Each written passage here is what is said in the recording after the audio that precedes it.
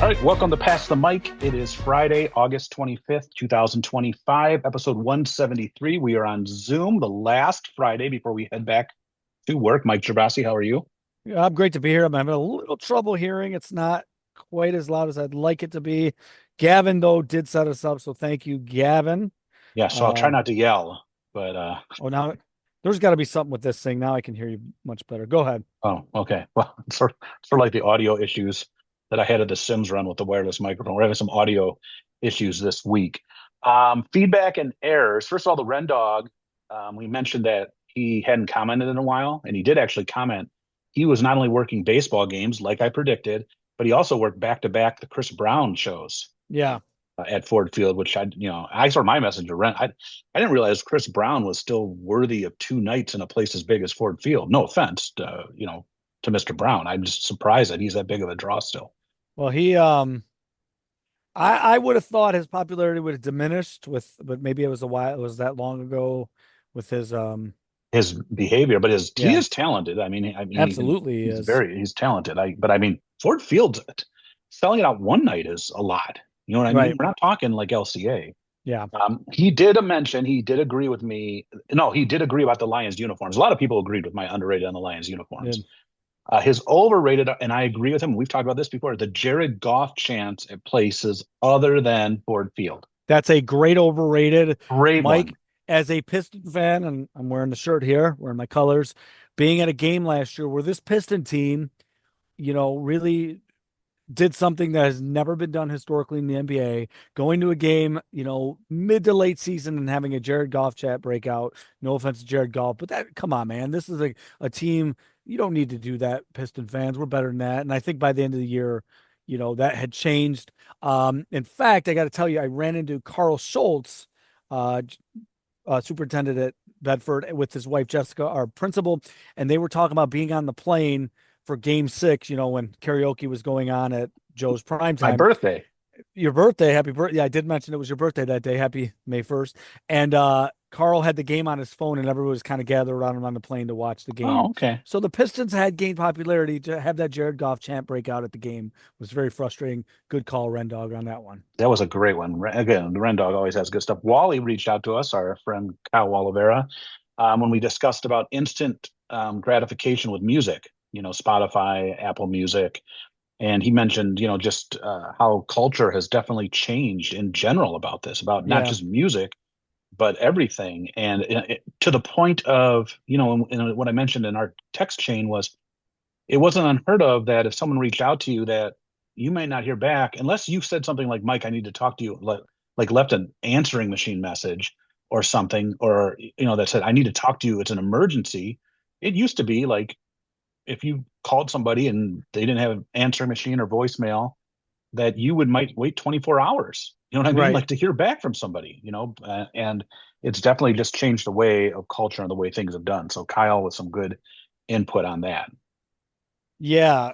Um, Regarding that, Antoine, past the Mitch, um, he has 4 playlists on his Spotify. Depending on his mood, he knows what he wants to listen to. But if I'm listening to a playlist that Spotify made, he skips songs sometimes, but just enjoys listening to music as a whole. He also enjoys the queuing up part. Again, this is radical, and that radical shift, as Wally mentioned. Max comment on that. Recording songs from the radio. What a time to be alive. Kind of what I Oh had yeah, mentioned. yeah. Aaron is always skipping songs on our playlist. It drives Max nuts. Um, Go ahead. I'll let you kind of just go back and forth Speaking of here. music, I think I saw something today that cassette tapes are becoming popular again. Really? Is that right? Yeah, yeah. And listen, I get the vinyl. Like the vinyl is sort of like unique and just the setup of doing it, and the systems to do it. Sure. And I would get almost CDs because it's cassette tapes never just sounded as good as like digital music and CDs, Right. obviously, because it's analog, Right. And yes, I get it.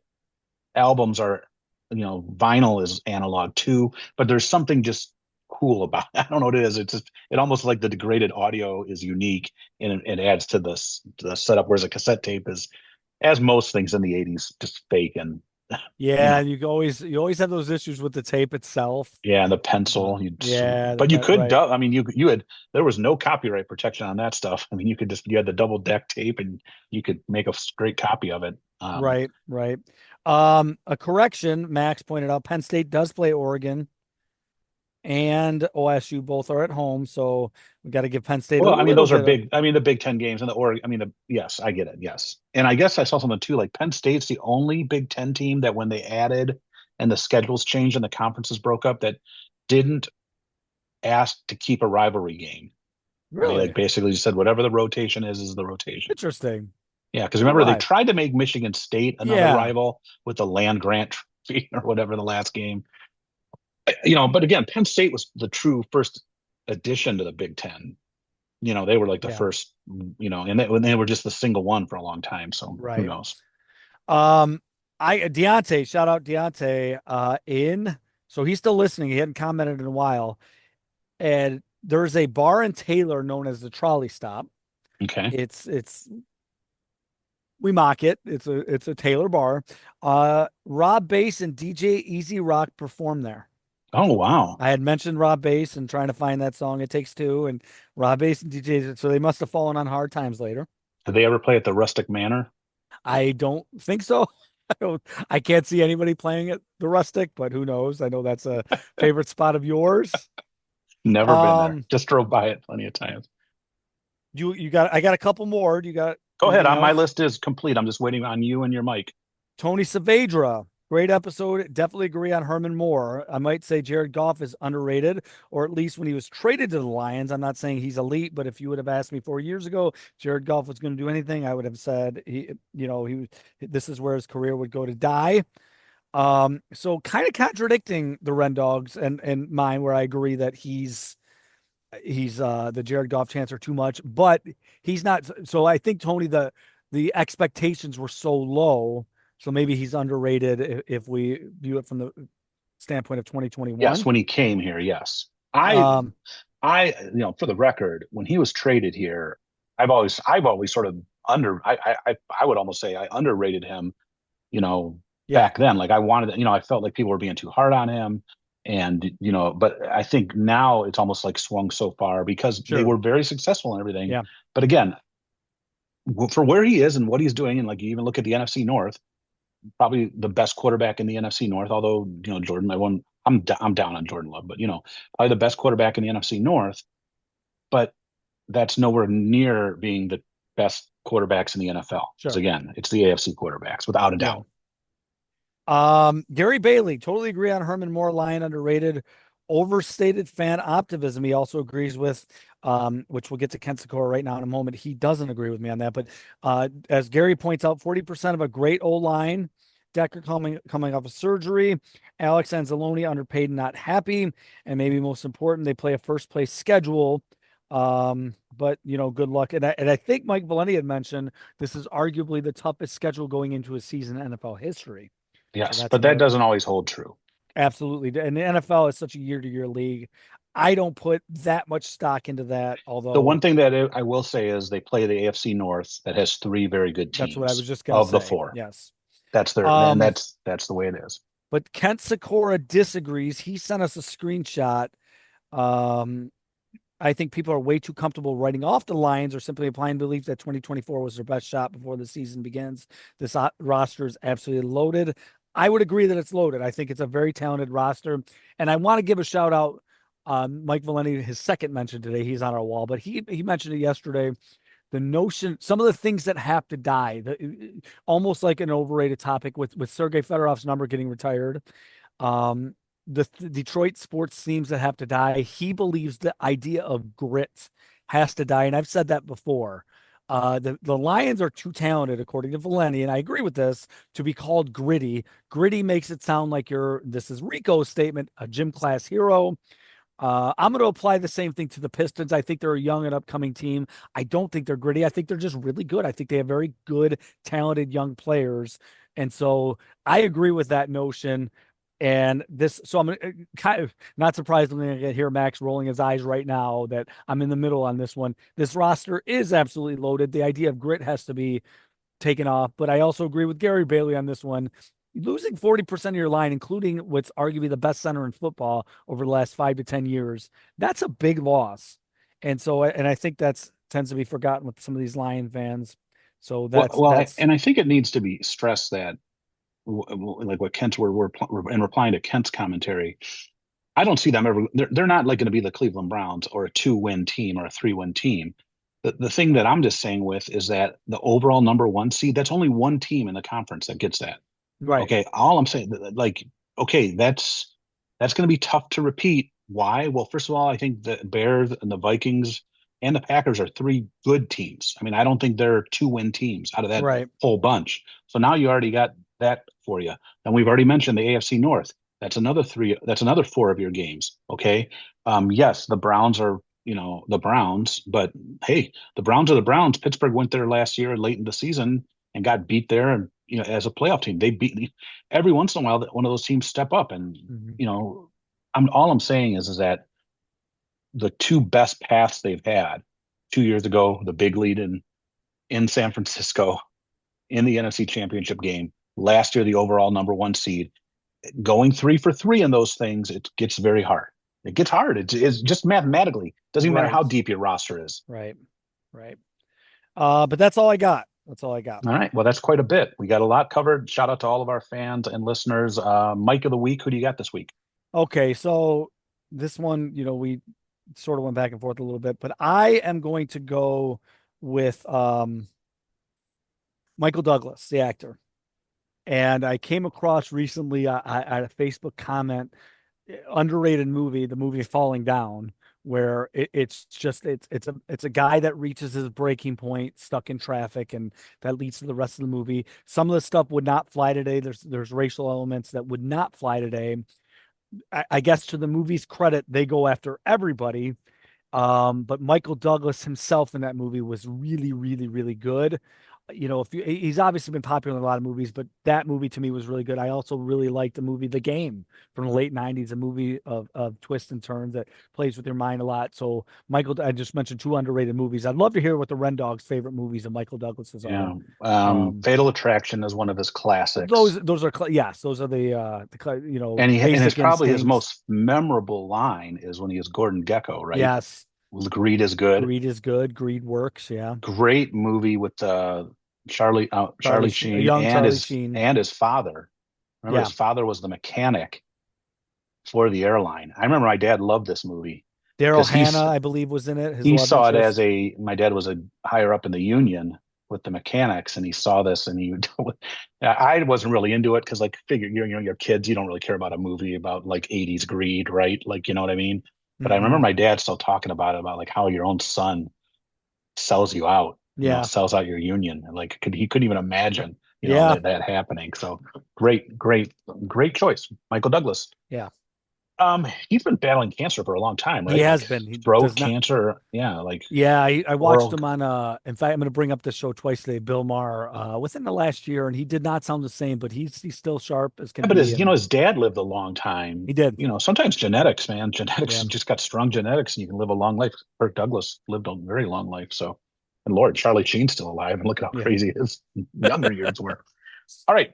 Education topic this week. You suggested this when you saw some posts recently. And in all honesty, I've seen a lot of posts, and this ties into a lot of what we're talking about with AI. And we've mentioned this sometimes in passing. We haven't really talked about it as a whole topic. We just sort of talk about how we feel about the trades and how we feel about, higher education. And we sort of want to talk about today what we're seeing with probably like this three-way combination of AI at the base and then the trades and post high school education. And just sort of like your thoughts on it. I just saw something today, like somebody writing about like what they're going to tell their kids and what they want to do. Because most people, when you look at these stories, the jobs that stay the safest are trades, plumbing, electrical, all of these things that are hands-on, that are going to require some, hands-on work. Um, you know, and again, I'm not going to get onto my AI bashing thing. Thing I saw today is that the companies that latch onto AI first are going to make the most money, and of course, that's what's most important. It's not about what's best for the country; it's which companies are going to make the most. So I just want to like you said, have this talk today about what your thoughts are. I guess basically too, like along those lines. You have two young daughters. My kids have started school. this, Chloe's just about done.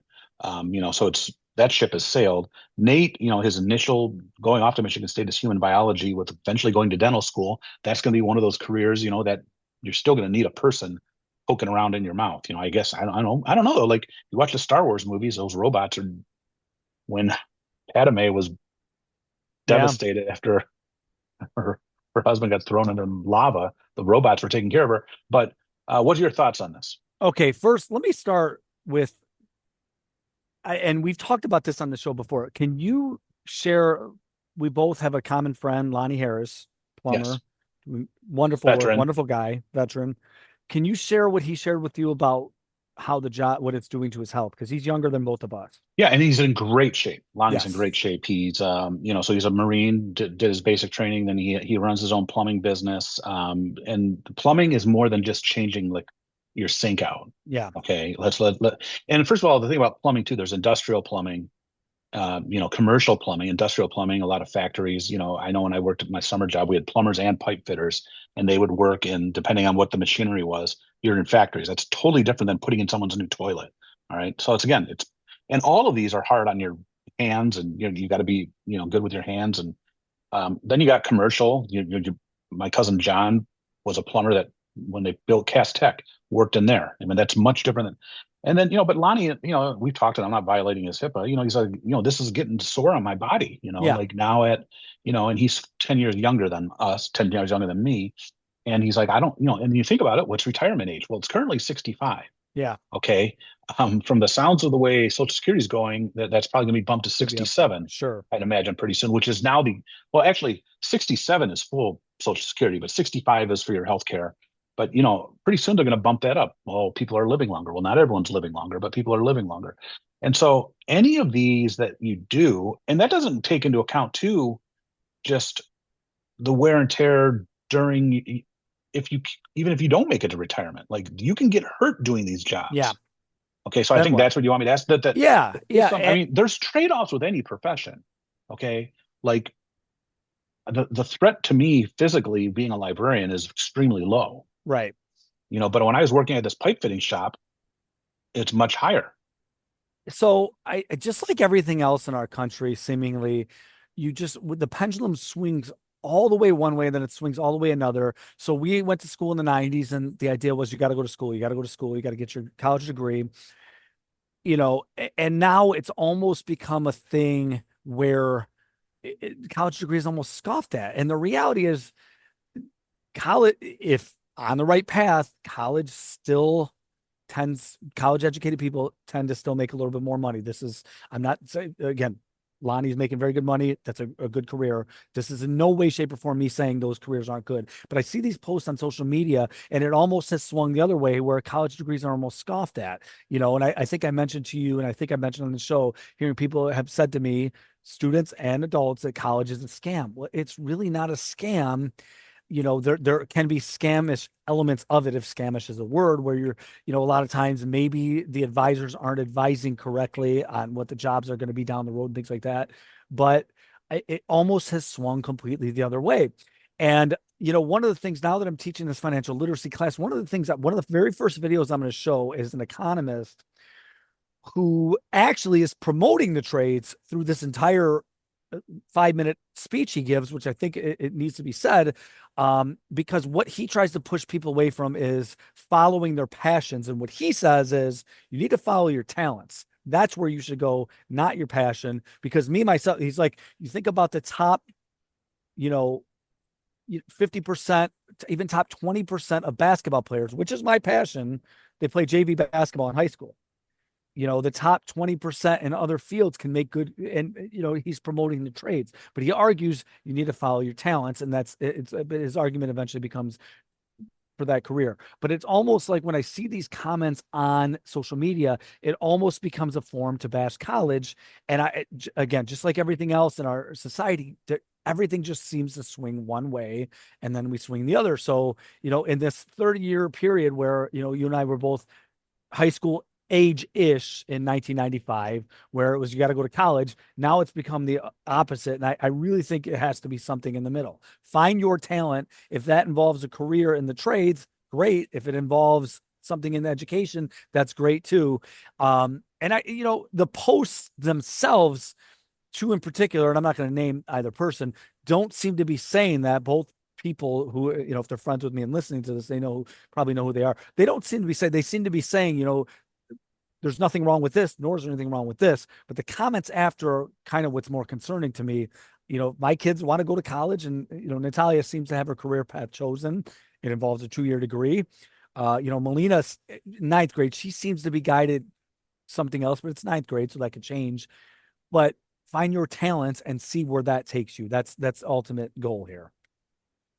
So what I wrote here in my notes is that first of all, trades does not equal easy. I think sometimes that's the I first Right. thing that happens. It does not equal that at all. And in some cases, it'd be much harder. It's much harder. Again, we've all talked about there's all different types of learners. All right.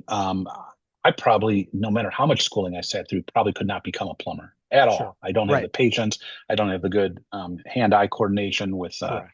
making cuts and that sort of thing. That's tails me all the way from elementary school. And I used to get eyes for cutting the outside the lines. You know what I mean? So that's the first thing that I think is sometimes a myth that sometimes people put out. They're like, oh, the trades, this is going to be easier than college. Right. Well, depending on the fields, and depending on, well, there's some degrees in college that are easier than other degrees in college. I So think first, their point is these are the fields that are going to have demand, right? And yes, that's in some cases it's very true. And the art degree, I shouldn't have said art because that sounds like I'm slamming. I'm not. But the degree to become the goal of becoming the Brad Pitt of acting. That's where there has to be some realism. There's only a certain number of Brad Pitts versus these degrees yes, versus Michael these trades. Douglas's. Right. Correct. Very good. I Yeah. should have used Should him. have used Michael Douglas. Come on. Yeah. So I have that. We talked about the physical strain already in all the degrees. I think an electrician is the most dangerous job I think I've read, statistically speaking, we're talking about. Or those people that work out offshore on oil drill, oil lines. Um, the trades also involve continued learning and continued education. Hmm. Okay, that's the other thing. People are like, oh, I'm never going to go to school again. Well, you Right. are because heating and cooling changes. Yes. Oh, they're always updating air conditioning units and furnaces and that sort of thing. So yes, it doesn't mean that you're never going to go back to learn. I also put in there so my pro college side of things. And first of all, like I think most sensible people, and by the way, Lonnie also has a bachelor's from U of M Dearborn. So Right. the guy went into the military. He went to U of M Dearborn, has a business degree, and is a trained plumber and runs Yeah. his own business. So he's an expert. I mean, he's Yeah. done all He's three of right. our branches, literally. So, but college to me is also more than a degree. Okay. Hmm. It is the coming of age. We've talked about this in the past, meeting people from different backgrounds. Sure. It's facing struggles, facing, Academic having to, or otherwise. yes, having to withdraw from a class, Hmm. those sort of things, meeting new people, Hmm. being responsible for yourself, getting along with two other, we dropped the Bill and, the Burr guys, we dropped off, Nolan and Nate yesterday, and they have their room. There's a bathroom in the middle with two people they really don't know. They got to know Hmm. one of them already, but all when you're talking about showers and other things, and now you got to coordinate this with three other people, just little things like that. So I think that there's value in college, that, and I'm not. This doesn't downplay that the trades don't. I mean, Lonnie learned this stuff way harder in the Sure. military, but there's Right. values in learning those things, and there's values of just coming of age and learning, and then But again, my kids are both going to a 4-year university. Nobody from my house before I graduated, my mom and dad did not. My dad was a blue tradesman. We've talked about this. I know I mentioned this before, but I've had probably for the first time in a while, I had a really hard time because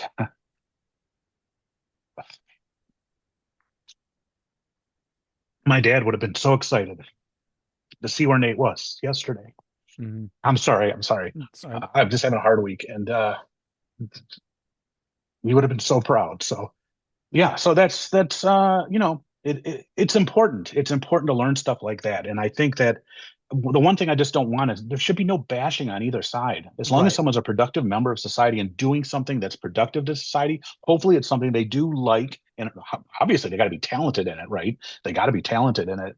Um, but hopefully there is some passion in it though. I mean, because without that, it's empty. Without that, without that, and that goes with anything. Like, I mean, I even when you start your early jobs, right? Like, or even like like when we joke around about the golf course, I really enjoy going there and seeing the people I know, whether it be ex-students or parents. It makes my day a lot better.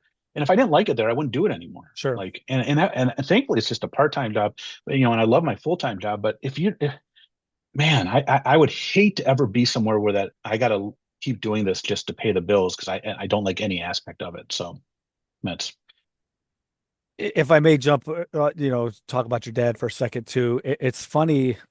First off, it's tough to segue, but yeah, when I look at the pictures that are posted online, whether it was yesterday or previous ones. I mean, you guys shared a couple of pictures via text thread with all of us yesterday, but I do think of your dad, and but I'm sure he's looking down, Mike, and this is he's in seventh heaven watching this stuff, yeah. enjoying I it. just So when I saw, I mean, basically Nate's room. I mean, you could see Spartan Stadium from where they are, and I just know he would love to have gone to a game. Like he would have. sure, I mean, that would have been. That would.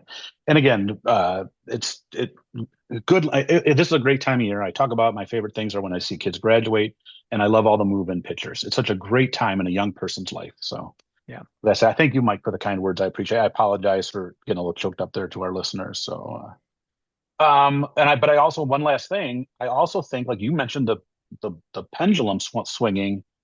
We're starting to see it a little bit too. And I mentioned this before, and I hate to sound like a broken record or a broken clock. I don't know, broken record, whatever. But the return of the humanities. This is what AI is doing, and then this is the humanities were devalued for a long time, and I think they're starting to see their value again. And again, this is something that, and I include in the humanities communication skills. We sometimes laugh about communication skills, and then you know what? Your best tradespeople are going to be people that can communicate stuff too. We've talked about this is what one thing that Lonnie's great with, right? Like the guy can come in, and the minute he walks in, he makes the room better, and talk about things and interacting, and Sure. that no matter what you go into, and that's one thing colleges do. Just some bad communication there, Yeah. but that's one thing universities do is no matter what your degree is going to be in medicine, computer science, whatever, you have to take some humanities Interpersonal. classes, Yeah. including communications class, a public Yes. speaking class, Yes. and most other classes involve you getting up. And because if you can't do that, and yes, and I get it, there's some people that just can't. They might be probably Sure. way smarter than I am and way smarter than you and I are. I guess they're destined to work in a lab or something where they're not interacting with people. I mean, and maybe that's their passion and that's fine, but that's one thing the university system does as well. So good. Yeah. Very good. Very good. Well said. Well said. Good topic, Mike. It's sort of like an all over there topic. I hope people understand. It sort of combines a lot of the stuff we talked about, but we just felt it was necessary with this time of year. And I just don't understand the anti trade or anti college discussions that some people like to have. Why? Listen, it's fine. It's fine to be anti-criminal or anti-litter person, or Yeah. Right. like be anti something that's really meant to be anti. But like, it's okay. Like that not everyone's going to go. We can't have millions of plumbers. Right. Okay, Right. or billions. Okay, there's going to eventually be too many. So, no offense to anyone that's going into that. So good luck to all those people. I brag about your kids with what they're doing and what they're going into. That's great, but you don't have to cut other people down. Sure. All right. Overrated, underrated. Well, first of all, before we get to this, we're going to give a little preview. Dr. Rice, who we sometimes give a little crap to Dr. Rice on here. Yeah. So it's time to pass the mic. We are fair and balanced, family friendly. Dr. Rice texted me, or he told me at the Sims run, he's like, I got a little surprise for you on your desk when you come into work next week. So I came into work, and right there on my desk was this cube. I forgot to bring it home. It's a card game called Overrated, Underrated. Okay. And I opened it up. I read the instructions a little bit today. And basically, what it is, there's the advanced version of playing this game. And then there's just the general, like you're sitting around having a few Pepsis with friends, which is how I'm going to use it because we don't need to get into like ranking and throwing up numbers and scores. But what we're going to do with this every once in a while, it's a random pile of cards. We're not doing it this week. We have a true overrated or underrated. I'm going to pull it randomly on the show, and it's going to be an item of some sort, Sure. something in pop culture in the world. And you and I will decide on our own opinion whether we think this is overrated or underrated. So Sounds it'll like be a good, fun. like if there's so maybe once a month, we just don't have our Okay. own topic. We'll just do this. And thank you, Dr. Rice, helping out the show. Look at that. Shout out Dr. Rice. Yes, Patrick Rice, not Michael Rice. Correct. Okay. Yes. So with that, today was prep day. A lot of school pictures going on. School picture day did well. Natalia, well, everyone has to get one Yeah. because IDs, but seniors are going to do their own thing with a photographer. So both your girls are in the building this year. School pictures. What do you got as overrated? So my overrated is just, and there's overrated doesn't mean bad, and there's no other way to do this, but I always think those pictures, really don't capture the essence of a kid at all. It's so hard. It's impossible. The background, from the background to every other part, there's no, you don't get a, and again, there is no way to do this. I just have always felt like when I was in grade school and beyond, you look at a picture of somebody, there's no justice at all to who the essence of this person most of the time. Once in a while you get one, but in general, so that's my overrated. Just the theme of the picture itself. It's the same theme as when we went to school. It's another one of those parts of education that's never changed. And again, it's unless you decided, okay, we're gonna take like candid shots of people and in the lunchroom or whatever, and try to find the best one and do it that way and have the kids do it themselves. There is no other way to do it. I just have always found, even when I was younger, like, you'd show your friends, hey, this is that girl I like, but it never does justice to who this person is. So that's my overrated. Good one. It's true. And I'm an awful photo taker, like those type of photos. Sure. Like even this year, we'll go down there for our IDs, and they'll be like, sit this way, put your foot on the Yeah, X. yeah, you gotta get I'm uncomfortable and awful. I'm trying to make it so I only have two chins instead of four. So I'm sticking my. My overrated is the when they and I think they trick you, and they'll take it. Now, thankfully, my kids are all done, but they used to like send you like the pictures. They take another round in the spring, which I don't even know why. Why we're what one's not enough, I guess. And then they'd send you this thing home, and then it's you're if you don't return it, you're buying. Now, I think they stopped doing that. I think they stopped doing that. That's going to get to my underrated, but they used to do that. Do you remember that? Do you know what I'm talking about when your kids were no, in I don't. elementary? Oh man, I thought they maybe it got done by the time my kids got through. They actually sent photo sets home. And my other thing is too is like whenever you join these teams and clubs, not only do you have your school pictures, you got photos for sports. I remember and then I had my kids in school sports. I had them in gymnastics. Sweet Lord, man, Yeah, lots of photos, lots of yeah. photos. I went into the wrong industry. I know. I say it to myself all the time Yeah, I should have regarding took more this. should have took more pictures as a kid growing up. Yeah. All right, what's your underrated? So it's just that, and I think as time has gone on, it's gotten better. When we were in school, you get the candid shots of the students. I think that I guess for me personally, just viewing when I went to school versus now, and I think our yearbook folks have done, from Miss Toko to Miss Straw and Miss Laginus and Mrs. Madrick, all these folks who've done it have done an amazing job. And I think they do such a good job of capturing student life, and really getting, what's one of the worst things that people complain about with schools, high schools, is cliques and all that stuff. I think they do a really good job of getting all sorts of demographics of the student body. So I love that, and I think it's continued to get better with time. So that's my underrated. Yeah, I think that's a good one. We've been very blessed through our whole career. Sandy Straw, Madwick, Laginus, and Toko have put out some amazing They yearbooks. have, they I mean, have. and I always remember like when one would get done, I would always remember talking to the English department, like, man, I would not want to follow in that person's shoes. Like I would not have wanted to follow in Sandy's shoes. And then Erica came and did an amazing job. Was awesome. The great yearbooks, right? And then Angie came after Erica left, picked it right up, did a great job, and then now Miss Toko is doing. I mean, it was just amazing. I went and told her, how great it was, and she's already sent the email about ordering this year. She does a great job, and that's a tough job. I mean, that's something that everyone looks at, Yeah, and there's always critics. So, um, my underrated sort of goes to the one good thing that has come with photos, and it's not just school, but definitely school. Um, you get to modernly they take a couple snaps and they'll show you, hey, is this all right? They mail you the flyer before you even order any now. It used to be you ordered the photos, right? And you'd spend all this money, and then all of a sudden your kid looks like a doofus in it, right? And you spent all this money. Well, now like they send home like a flyer card, right? It's like, here's what it looked like. Do you want to order these? And you could look at it and say, well, that's the best this kid's going to look. I guess we're going to order them. Or you're going to send them to retake day. And at least before you spend any money, you look. Same thing like when you go to the last time I got the Secretary of State, right? Like they take your picture and they show you it and like, are you all right with this? Where in the past you'd always just get it. yeah. So I think the ability to preview before purchase or preview before That's a locking into your very good one. photo Yeah. is so underrated, and it's something that we didn't grow up with. Like it was, this was your picture, this is what you're getting. Too bad, so sad. So that's it. Yeah. So hopefully everyone took beautiful pictures today. Big shout out to Ryan Donaldson, does a great job with his work as well.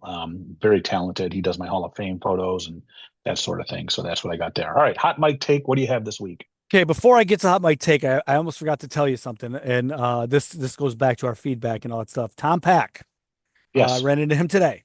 Okay. All right. Tom does Instant feedback. instant feedback. Does our amazing collages. He said somebody stopped him today. He didn't know who this was and said, "Great job on the collage." Oh, look at this. So whoever that is, maybe you want to make yourself known on the Facebook page. Yeah. So Tom's getting so. There we go. yeah, Good for Tom. It's well deserved, well earned. absolutely. Okay, so you're not gonna like my hot mic take this week. Uh-oh. So an economist was Aaron on a Rodgers. show. It's not about Aaron Rodgers. An economist was on a show talking about AI. Okay. Okay, yes, one of Here these we go. guys.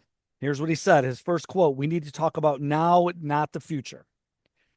Okay. Okay, this is what I'm hearing. Yep. So he gives some statistics about the now. 60% of our economic growth is either directly or indirectly attributed to AI.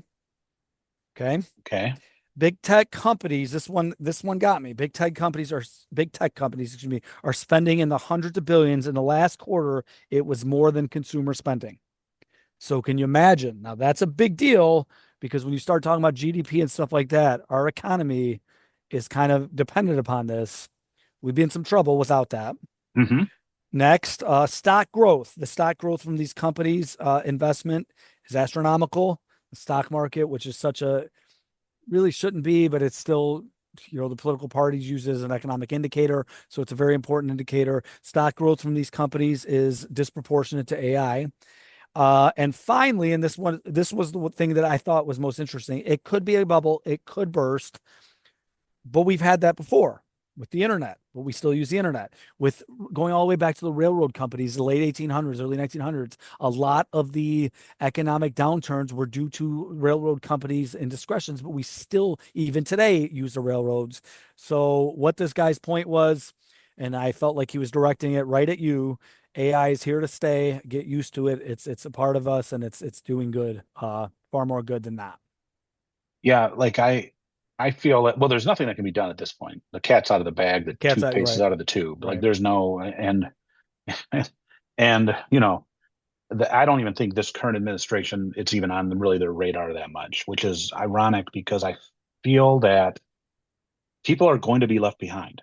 Like I don't and it's going to cause some concern because a lot of these people that use the term pull up your bootstraps or roll up your sleeves, it's hard to roll up your sleeves when there's nothing to be done.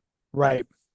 I don't know what the criticism is going to be then. I don't, Right. and that's just, uh, I don't know. I don't, and again, I could be totally wrong. Like, and again, maybe I'm weird. I like to work. I like going to work. That's why I work in the summer too. My kids both work. My wife work. Like we've never been one to, would I like more money? Would I like to be a billionaire and just not work at all? I don't know. I probably would still need to do something, but Right. not just like leisure. Like I really would. I know as weird as that sounds, whether if you consider like building a professional podcast studio and having people in, but Has to be there has to something. be some value in life. Sure. Now I don't work to live, but I do like having some sort of purpose. And I fear that's my big fear is people that, my concern can't be people, slackers for lack of a better term, maybe cheering this, but I don't know what about people that want to have a purpose? They say a lot of times about people that retire, they die soon after Yeah. because they feel like they have no purpose. That's my big fear. It's like, it's never about like making more money. It's about having people out there that have a passion that are good at something and want to share it. So, Okay. Fair. you're right though. It's not going anywhere. It's not, and it's going to No. make some people a lot of money. So, my hot mic take's going to go back sort of what we were talking about. And I so Sat or Wednesday. We're recording this on Thursday. We dropped Nate off in East Lansing. I was able to because of the way they have the setup. You drop things off right at the dorm. You unload, and then one person stays. One person has to go park their car in one of the bigger lots. I went and parked at Breslin. which wasn't that far from where he was in Case Hall. Bill and Joe Burgeye were right behind us. They were unloaded. Um, that little walk when I walked from Breslin back to Case, and I just saw the bustling and all the people around. And you've talked about this before. That feeling, those places and times where it just feels good to be there walking. And no cost to be there. We're not talking about going to a concert or going to a sporting event or going to an amusement park. Just places in life where it's just a great feeling. And I Hmm. think a college campus on a move-in weekend or even on the day of a football game, if you don't have a ticket, is one of those top five places. Agree. Big college campus. There's just something about it. It was the excitement, the emotions that we're going through. We were up in Ann Arbor for the Oregon game. I was a little late. You got to be there a little earlier, walking around. When that was more of what's going on. At Eastern, I didn't really get to experience. The thing about this stunk at Eastern was that the football stadium was so far off campus. You got to experience the first day of class and the move in there, but you never really got to experience it for a sporting event. It wasn't the same. Correct. Yes. So my question is like, what other places? The other two that I wrote down is like a beach, but when it's on an ocean and it's not crowded. I'm not talking like prime middle of the day sun tanning. I'm talking like 6, 7 o'clock. People are going to dinner. It's just quiet. The waves are coming in. There's maybe like three or four other people on the beach, or very early.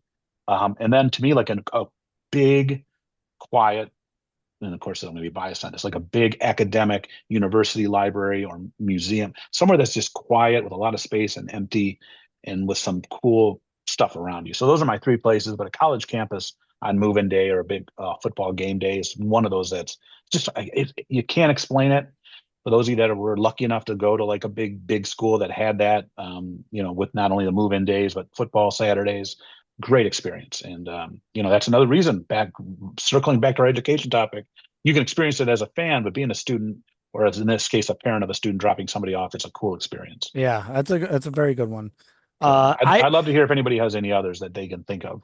I actually was considering, and we don't talk about this right before the show generally, but I was actually considering doing this as just as our education topic this week, and you kind of just ran Oh, with oh, it, I what it stole it. was Oh like. man. Yeah, so that's It cool. was, That's and let cool. me tell you, it was the people were so friendly. The lady that greeted us at the Lisa's gonna laugh that I tell that. Well, she doesn't listen to the show anyway. I rolled down the window. Oh, by the way, shout out to my sister Katie too for letting me borrow her Expedition so we could fit everything in there.